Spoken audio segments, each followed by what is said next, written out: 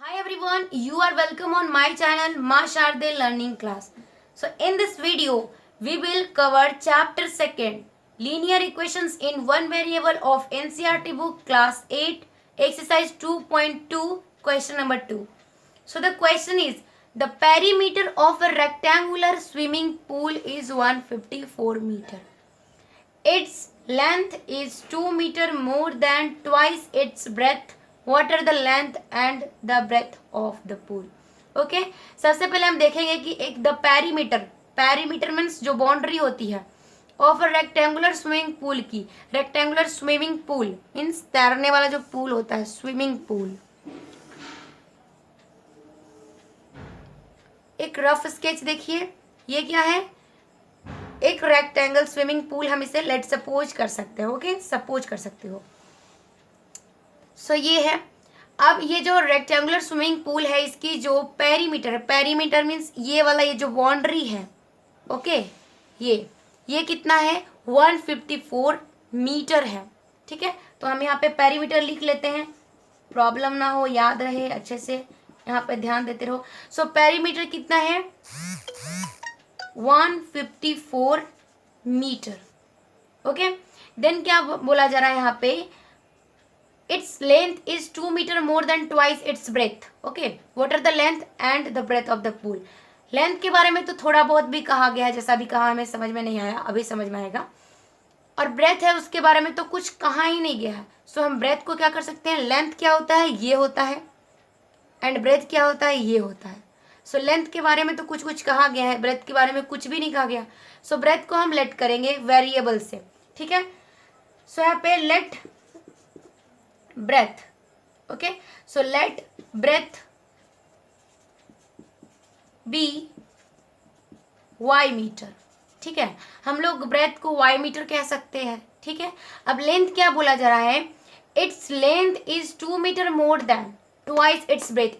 बोला जा रहा है इसका जो लेंथ है वो इसके ब्रेथ के दुगना है. दुगना का अर्थ क्या होता है? उससे हम 2 इंटू करते हैं. जैसे अगर बोला जाए कि अगर किसी भी चीज का, जैसे कि किसी भी नंबर है, जैसे 2, उसका दुगना क्या होगा? तो दुगना में हम क्या करते हैं? 2 एक नंबर है, उसका दुगना जब कहेगा तो 2 से उसे इंटू करते हैं तो 4 हो जाएगा. सो 2 का दुगना क्या होगा? ट्वाइस क्या होगा? 4 हो जाएगा. ठीक, इसी प्रकार यहाँ पे कहा जा रहा है कि जो लेंथ है वो ब्रेथ से दुगना है, मीन्स उससे हम 2 इंटू करेंगे. सो यहाँ पे देखिए, ब्रेथ क्या है? y, और इसका दुगना क्या हो जाएगा? यानी 2 into y, which means 2y.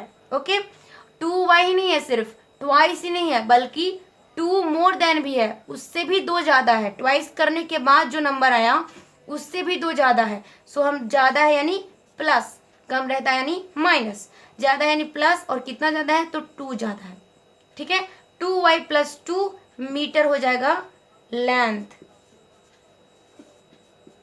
Okay, सो फिर से मैं आपको समझा देती हूँ. पेरीमीटर एक रेक्टेंगुलर स्विमिंग पूल, ये है रेक्टेंगुलर स्विमिंग पूल. ठीक है, इसकी जो पेरीमीटर है वह 154 मीटर है. ठीक है, इसकी लेंथ जो है उसके बारे में भी बात करेंगे, लेकिन पहले ब्रेथ के बारे में. सो जो ब्रेथ है उसको हमने वाई मीटर माना है, बिकॉज इसमें ब्रेथ को मेंशन ही नहीं किया गया है. सो हमने वाई मीटर इसको लेट किया. ओके, ब्रेथ को लेट किया था. सो इसका जो लेंथ है, बोला जा रहा है कि ब्रेथ का ट्वाइस है, तो हमने इसे 2 से इंटू कर दिया. जैसे कि 2 का ट्वाइस 4 हो गया, उसी प्रकार से y का ट्वाइस 2y हो जाएगा. 2 इंटू वाई यानी 2y. एंड देन उसमें 2 मोर देन भी है. क्या लिखा हुआ है? 2 मोर देन. सो यहाँ पे हमने लिखा +2, क्योंकि 2 ज्यादा है उसके ट्वाइस से भी. ट्वाइस करने पे जो डिजिट आया उससे भी, जो नंबर आया उससे भी ये 2 ज्यादा है. ठीक है, समझ में आया? देन क्या हो जाता है? Length equal to 2 into y plus 2 metre. तो सबसे पहले हम पेरीमीटर पे आते हैं. सो पेरीमीटर को मैं यहाँ पे P से डिनोट कर रही हूँ. Okay, so here P 154 metre means perimeter 154 metre है. ओके, सो इसका जो पेरीमीटर का फॉर्मूला होता है रेक्टेंगल का, वो क्या होता है? 2 इंटू एल प्लस बी. आपने 6 में 7 में दोनों क्लास में पढ़ा है. 2 इंटू एल प्लस बी इसका पेरीमीटर है. फॉर्मूला हमने यहाँ पे लिख दिया. फॉर्मूला क्यों लिखा? फॉर्मूला इसलिए लिखा ताकि हम जब सॉल्व करें तो बहुत इजी मेथड से सॉल्व हो जाए. Then equal to 154 metre. इसमें कोई प्रॉब्लम थोड़ी ना है, ये पेरीमीटर था, हमने इसका फॉर्मूला लिख दिया, कोई प्रॉब्लम नहीं है। Then 2 into l plus b equal to 154 metre. So 2 as it is, l कितना था, एल को तो हमने लेट करके रखा है, वाई भी हमारे पास है, मीन्स ब्रेथ भी हमारे पास है, टेंशन की बात नहीं है। सो जो लेंथ है वो कितना है 2y प्लस 2 हमारा लेंथ है, एंड देन जो ब्रेथ है वो कितना है, सो ब्रेथ पहले प्लस यहाँ पे लाते हैं, एल के बाद तो प्लस है तो प्लस ले आया, ब्रेथ y है, सो हम यहाँ पे y लिख लेते हैं, हो गया। इसका फॉर्मूला को हमने, जो फॉर्मूला था उस पर जितने भी चीज़ का जो वैल्यू दिया हुआ था, लेंथ का ब्रेथ का, सब हमने पुट कर दिया, देन इक्वल टू 154 मीटर, और हम लोग सिर्फ 154 लिखे भी तो चलेगा, ठीक है। देन हम क्या करेंगे 2y प्लस 2 प्लस वाई, यहाँ पे जो एक साथ का एक टर्म है उसे भी हम ऐड कर सकते हैं, सब्ट्रैक्ट कर सकते हैं, पर यहाँ पे तो सिर्फ ऐड है तो सिर्फ ऐड ही करेंगे। सो 2y plus Y means 2y में अगर एक y और ऐड कर दें तो कितना हो जाएगा 3y प्लस 2, ओके। देन 154, अब तुम बोलोगे या आप बोलोगे, क्या बोलोगे कि ये 2 था वो कहाँ ले गए, तो 2 यहाँ पे किस में था, डिवाइड में था, और हमने आपको क्या बताया था, सॉरी इनटू में था, और हमने आपको क्या बताया था कि जो भी नंबर LHS पे मल्टीप्लाई में होता है वो RHS पे किस में हो जाता है, डिवाइड में, ओके। सो यहाँ पे ये था 3y प्लस 2, ओके, और ये 154 हमने लिखा था, तो ये जो 2 था वो कहाँ चला गया, डिवाइड में चला गया, क्यों, क्योंकि इधर ये इंटू में था, इधर डिवाइड में चला गया। सो 2 7 जा 14, एंड यहाँ 1 बचा, यहाँ 4 बचा, 2 7 जा 14। अगर ऐसे नहीं आता तो आप सिंपल जैसे डिवाइड करते हो वैसे भी करो, 77 ही आएगा, ओके। देन आंसर 77, मैंने इसको पहले से उतार के रखा है, आप देख सकते हो, ठीक है, 77। नाउ हम क्या करेंगे, ये जो 3y है, ओके, 3y को एज इट इज उतारो, देन इक्वल टू 77 लिखो, और ये जो प्लस में है वो इधर माइनस में, अगर यहाँ प्लस होता है LHS पे तो इधर जाके माइनस होता है, हमने ये भी जान रखा है। सो LHS पे क्या है, प्लस है, इधर आके क्या हो जाएगा, -2 हो जाएगा। So 3y equal to 3y equal to 77 -2 हमने लिखा है, ठीक है, 3y equal to 77 -2। So 3y equal to 77 में से 2 माइनस करेंगे कितना हो जाएगा 75, और साइन रहेगा प्लस का क्योंकि प्लस ज़्यादा है, ओके। देन यहाँ पे हम क्या करेंगे, y लिखेंगे, यहाँ पे क्या हो रहा है, मल्टीप्लाई में है LHS पे तो RHS पे फिर से वही बात डिवाइड हो जाएगी, बार बार बताने की बात थोड़ी ना है क्या।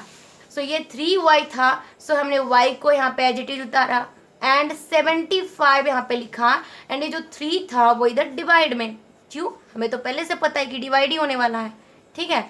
अब हम इसे डिवाइड करेंगे, आप वैसे भी कर सकते हो जैसे आप करते हो, मैं ऐसे भी करके आपको दिखाऊंगी, ठीक है।